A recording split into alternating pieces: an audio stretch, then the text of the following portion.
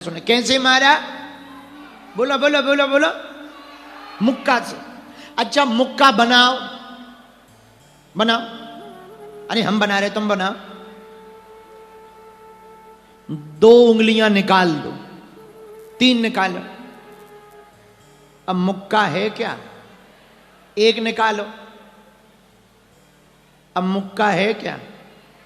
मुक्का कब है? एक साथ। अब ये किसी बगल वाले पर ट्राई करो थोड़ा। यदि मिलाकर नाक पे दे दिया जाए तो बिना अस्पताल के जगह नहीं मिलेगी। बोलो हाँ जी या ना जी। लेकिन कब? जब 5 उंगलियां इकट्ठी हों तब। इस मुक्का का मतलब हनुमान जी अच्छा संकेत दे रहे, जब सब हिंदू एक रहेंगे तो हलीउल्लाह वालों की ठटरी भर जाएगी। हाँ हाँ, 5 उंगलियां इकट्ठी होगी तो मुक्का बनेगा। मुक्का किसी पे दे दोगे तो सामने वाले को नानी याद आ जाएगी। वही हमें लगता कोरबा के हिंदुओं, कोरबा के पागलों, यदि सब समाजों के हिंदू अपनी जातियों के अभिमान को त्याग कर केवल हिंदू होने पर गर्व करेंगे तो हमें लगता भारत से हलीउल्लाह वालों का बोरिया बिस्तर बंध जाएगा। बात समझ आ गई? बोलो बोलो बोलो। लेकिन एक दिक्कत है। अब पूछो क्या दिक्कत? पूछो हम बताएंगे।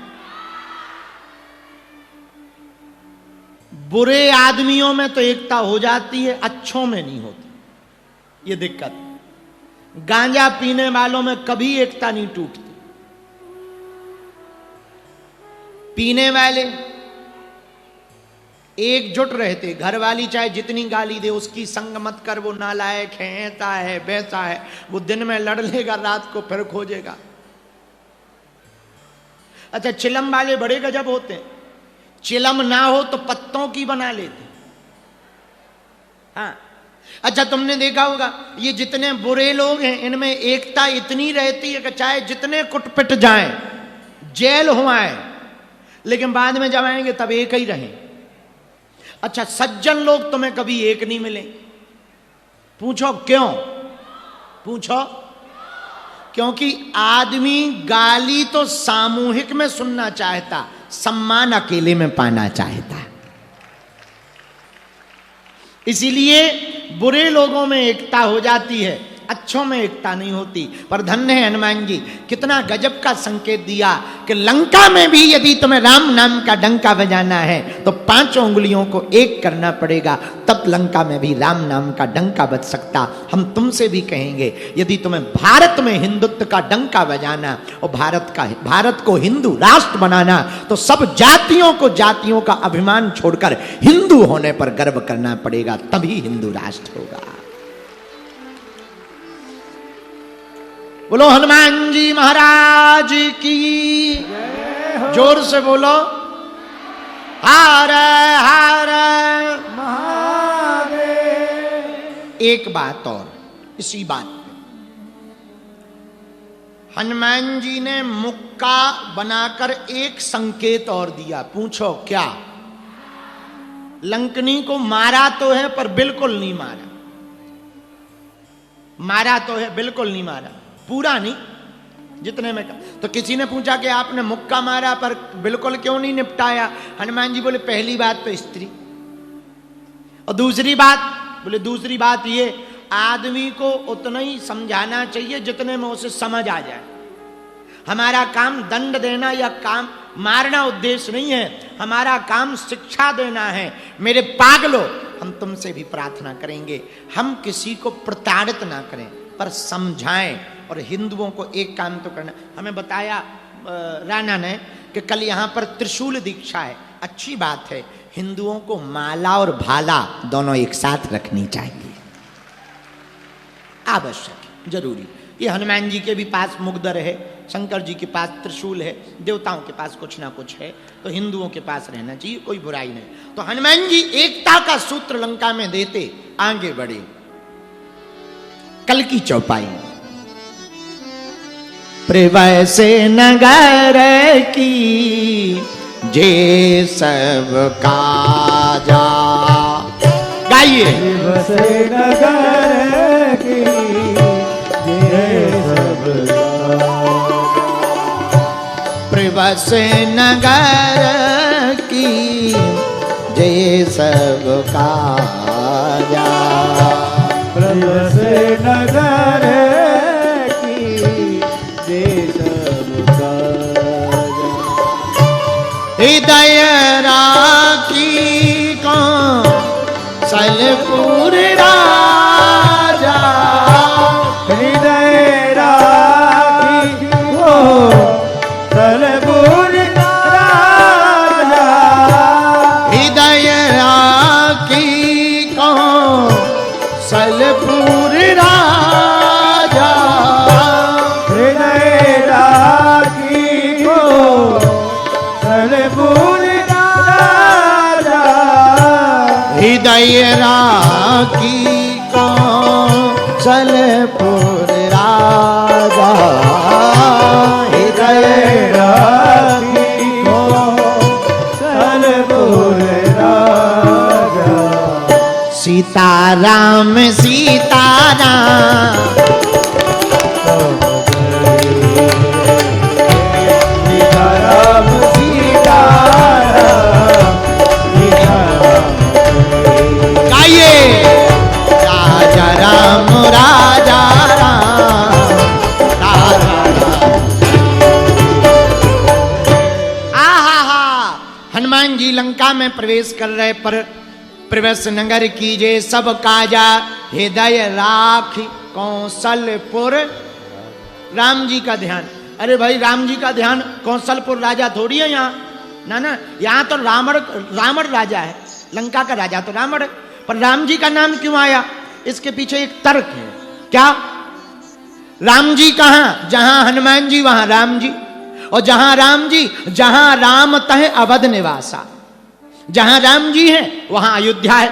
इसलिए रामचरितमानस में गोस्वामी जी ने बड़ी सुंदर तरीके से लिखा, हृदय राख कौशलपुर राजा।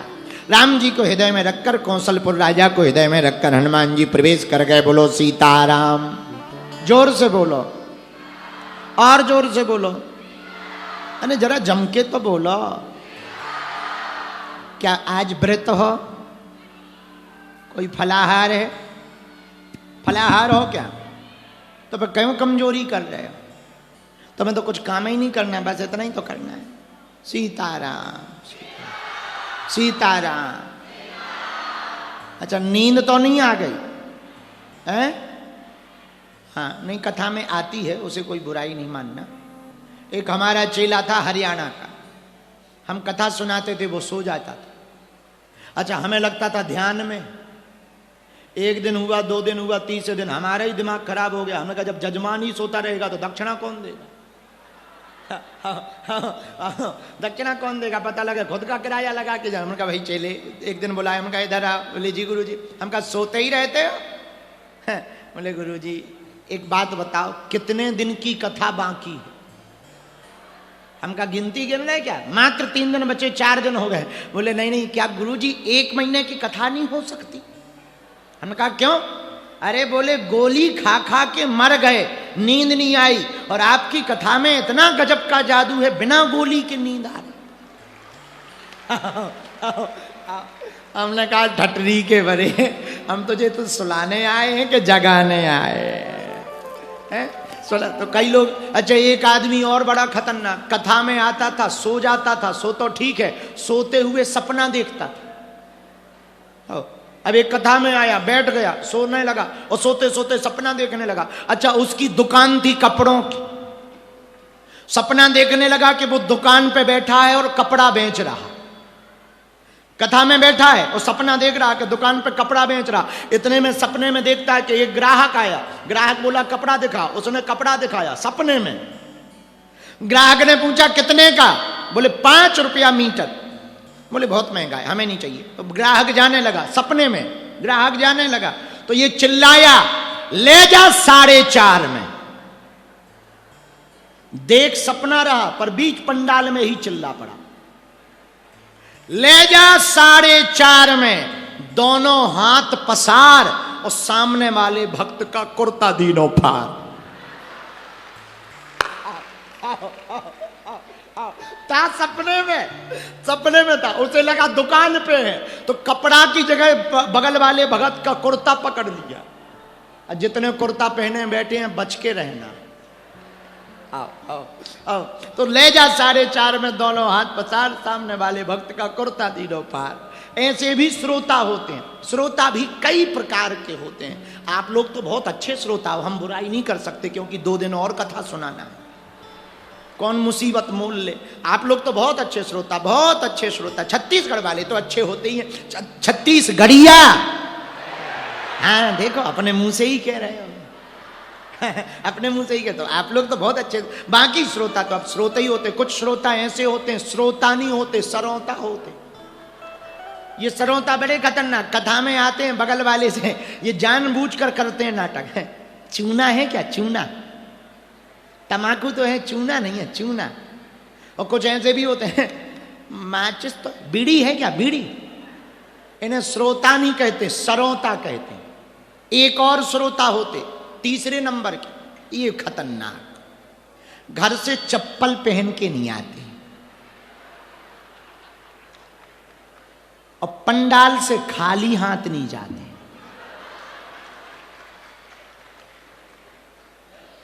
ये गजब के श्रोता होते हैं, बड़े गजब के श्रोता। इनकी तो पूछो ही मत।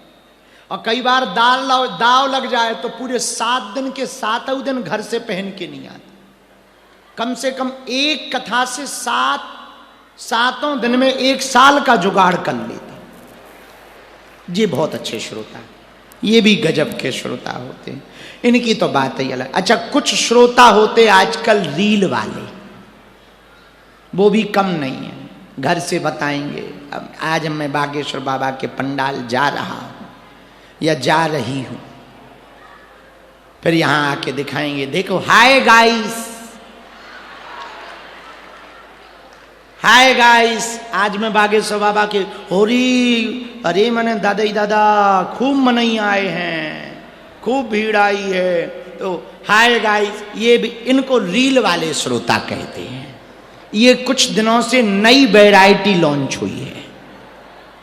अच्छा, इन्हें कथा से कोई लेना देना नहीं। इनकी फोटो टीवी में आ जाए तो ये ऐसे आंख बंद कर ले जेते जैसे मीरा घुस गई हो।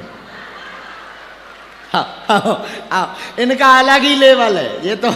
आओ, और ये भले ही धक्का खा के मंच पे आएंगे पर फोटो जरूर खिंचाएंगे। हाँ हाँ, और लिखेंगे आज बागेश्वर बाबा से शास्त्रार्थ करते हुए। आओ आओ आओ, चाहे बागेश्वर बाबा स्वयं भी शास्त्र का अर्थ ना जानते हो, ये तो ठीक ही है, लेकिन लिखेंगे ऐसे ही। ये भी श्रोता बड़े ऊंचे होते हैं। आप लोग ऐसे नहीं हो, छत्तीसगढ़ वाले ऐसे नहीं है, ये तो दूसरे देश की बात बता रहे हैं, आप लोग बुरा ना मानना। हाँ, ये भी श्रोता है, पर असली श्रोता कौन?